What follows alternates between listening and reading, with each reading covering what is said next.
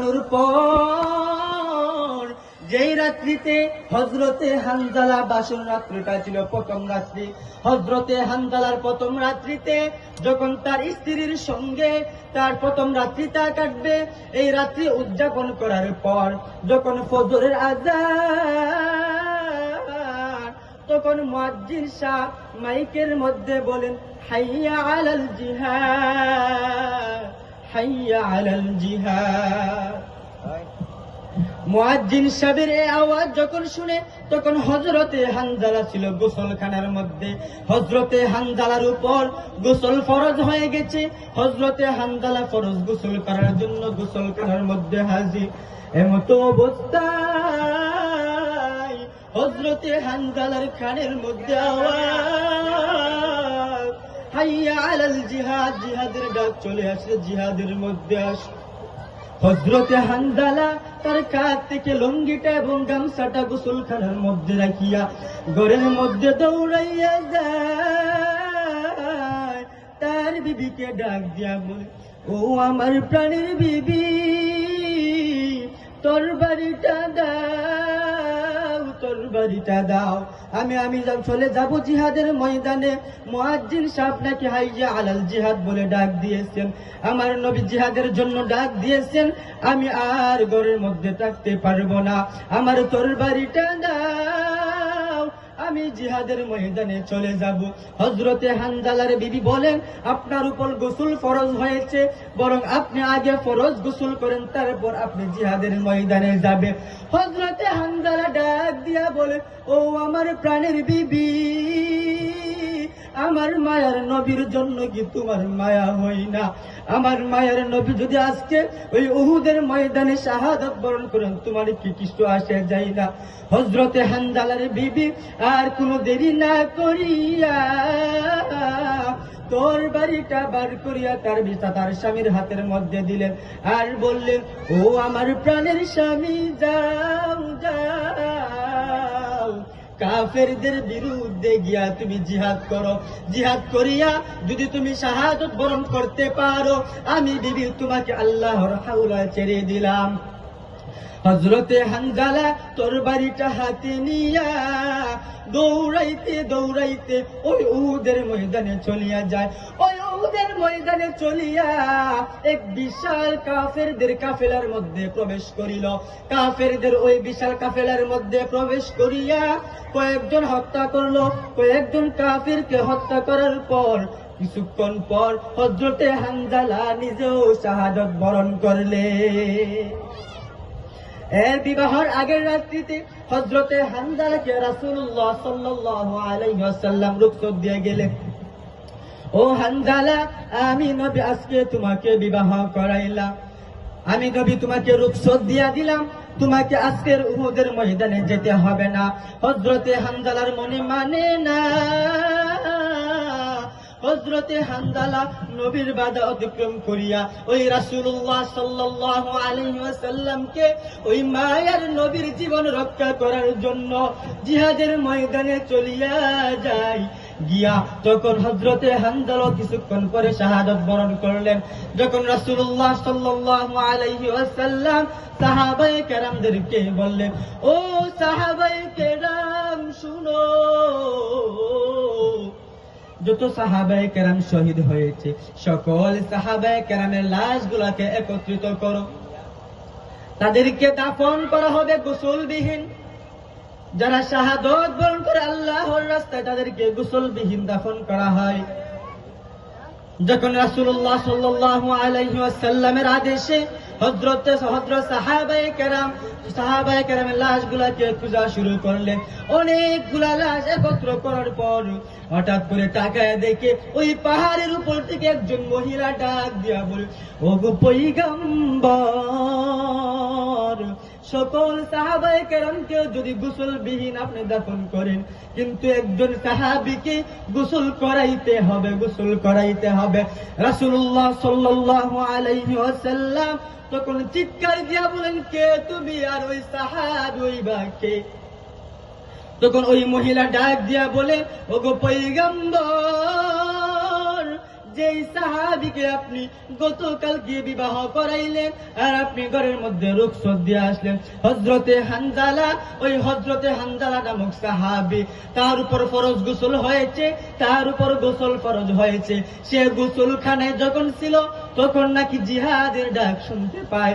আপনার কথা শুনিয়া গো নবী, সে আর গোসলখানার মধ্যে না আর গোসল করলো না, তরবারিটা নিয়া সঙ্গে সঙ্গে উহুদের ময়দানে চলিয়া আসলো।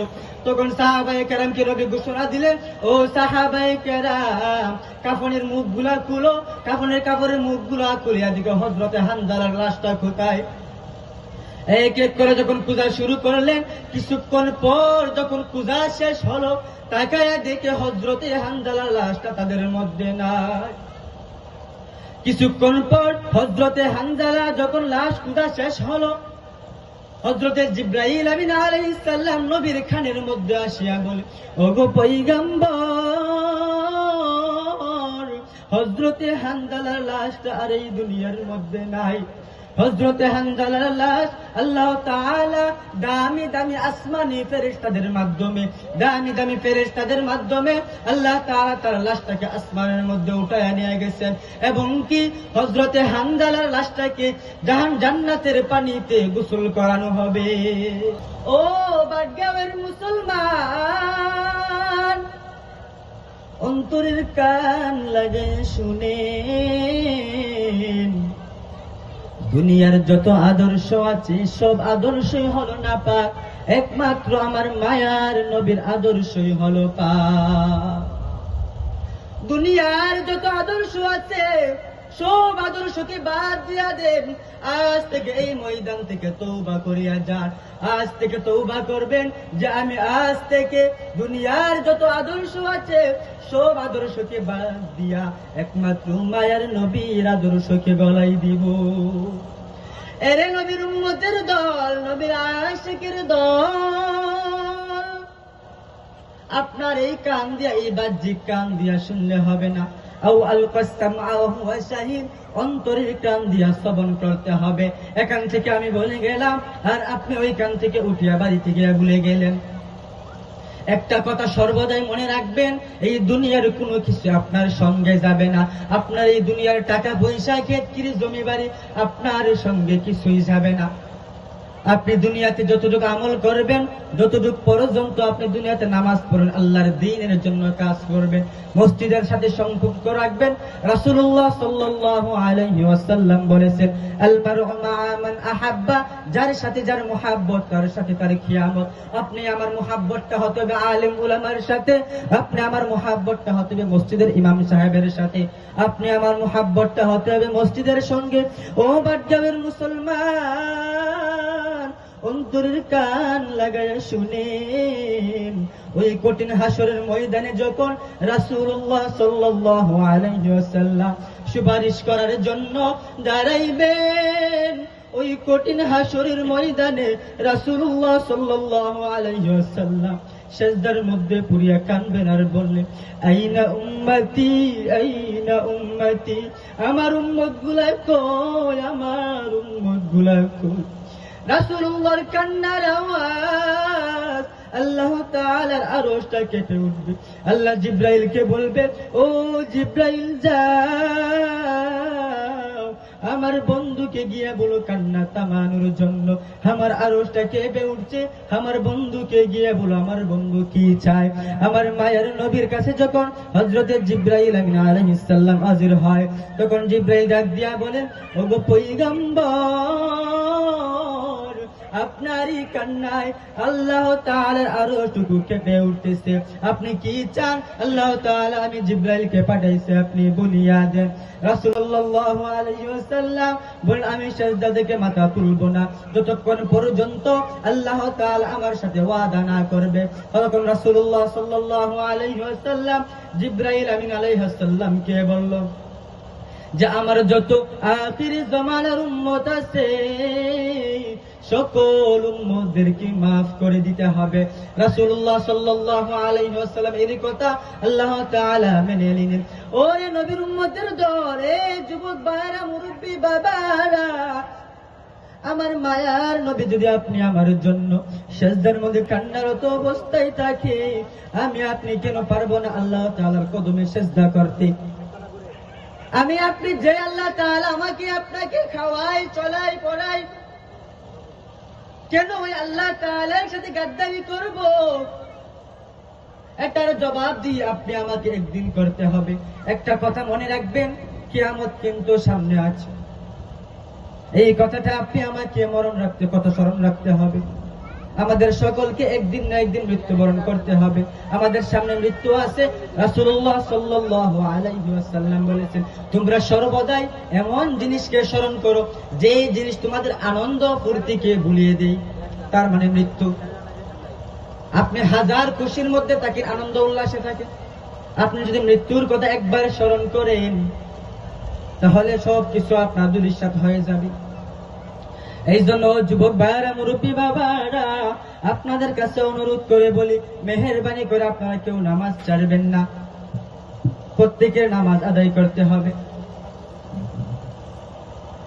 আল্লাহ তাআলা পবিত্র কুরআনুল কারীমের মধ্যে বলেছেন, ইয়া আইয়ুহাল্লাযীনা আমানু ইসতাঈনু বিস-সাবরি ওয়াস-সালাহ ইন্নাল্লাহা মা'আস-সাবিরিন। একটা ছোট্ট ঘটনা বলে শেষ করে দেব ইনশাআল্লাহ, সময় সংক্ষিপ্ত।